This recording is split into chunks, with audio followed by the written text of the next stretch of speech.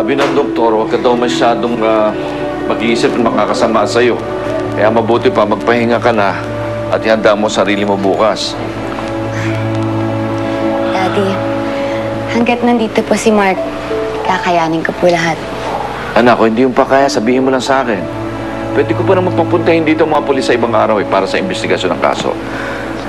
Natatakot nga po ako na alalahanin yung nangyari. Pero gusto ko na rin pong matapos yung abala sa inyo ni Mark. Gusto kong tumulong, Dorcas. I'll do everything para matapos ang paghihirap mo. Salamat. Mark, pwede bang dito ka na kumain? Ipagluluto kita. Kaya ko pa rin mabuhay ng parang kagaya ng dati. Masaya. Walang iniisip. Sure. No problem.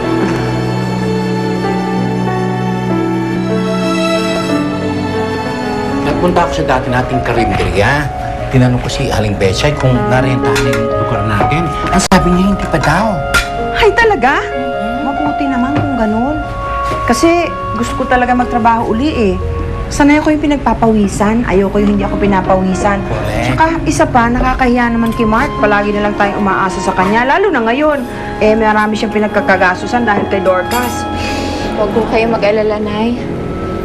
Hindi naman tayo pababayaan ni Mark eh. Tsaka isa pa, kakausapin ko siya kapag gumaling na si Dorcas. Kapag okay na si Dorcas, sasabihin ko kay Mark na magtatayo tayo ng negosyo. Yung maliit lang. Sana malapit dito sa condo. Ang bagong ko naman ang tinuwala mo.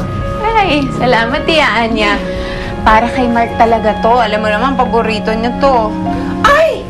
Naku, nakalimutan ko sabihin sa'yo, anak, tumawag nga pala si Mark kanina sa cellphone mo habang namamalengke ka. Hindi siya makakauwi ngayon, hindi raw siya makakarating kasi dahil kay Dorcas. Yung sabi niya ko sa akin, maaga daw siyang uuwi.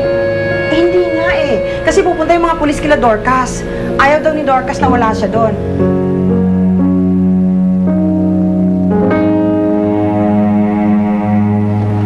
Malaking bagay ho kung makapagbibigay kayo ng pagkakakilanlan sa kanya.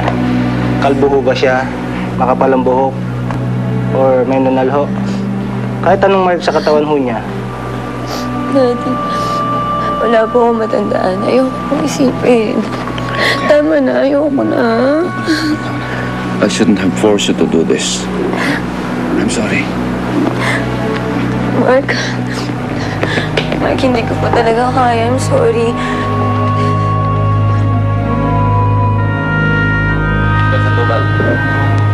Naintindihan namin kalagayan niyo.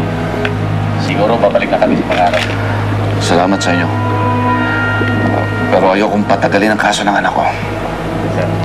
Gusto kong pagbayaran ng kriminal na yung kahiyupang ginawa niya sa anak ko. Sige po, gagawin po namin lahat.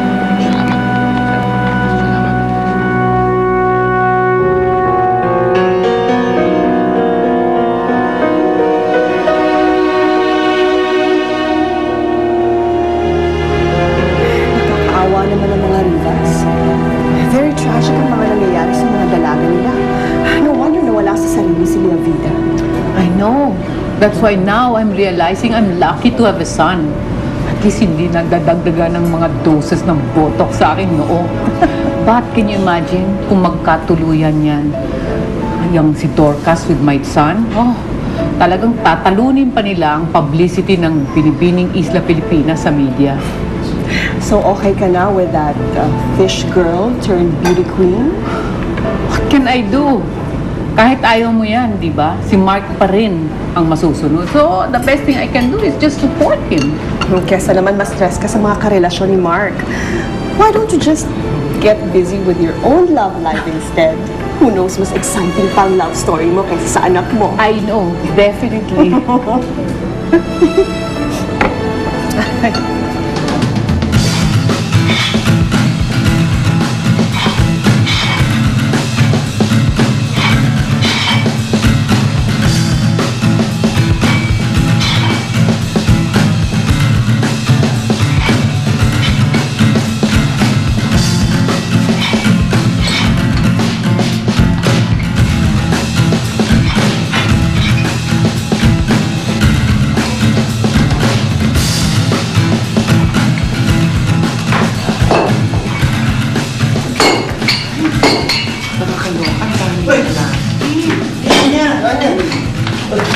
ginagawa niya dito?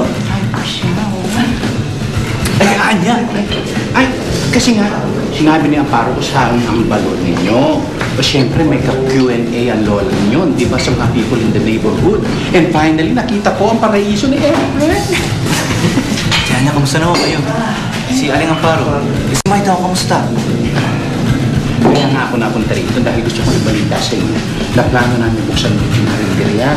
Nandun nga si Maita at si Amparo kausap ng kapisero namin.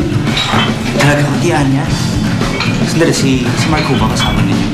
Miss. Ay, ang muscle mo, gusto-gusto. Ganda naman. Ganun po talaga pag araw-araw ka nag-iibat. Oh! Yan. Baka gusto mo. Magmerienda. Ah! Kanya gusto yung magmerienda. Mark, si Daddy mamaya pa yun makakauwi eh. Si Steph naman bukas pa. Galing sa trip niya. Ako lang may iwan dito mag-isa eh. Natatakot ako. Babalik na rin daddy mo. Tsaka nagbili na ako kay Citadel na tumawag sa akin. May problema. Akala ko ba di mo ako iiwan? Dorcas, kanina pa naghihintay si Mahita. Baka nagtatampo na yun. Sana naman maintindihan mo ko. Eh, isama mo na lang kaya kay Maita. Sige na, Hindi please. pwede. Baka hanapin ka dito. Tsaka... Gusto ko naman makita si Maita din eh. Kasi awkward nun eh. gusto ko rin magpasalamat sa kanya. Tsaka ako na rin yung hihingi ng tawad kung bakit ka na late. Halika na, sama ako. Tara na, Mark. Halika na. Mark!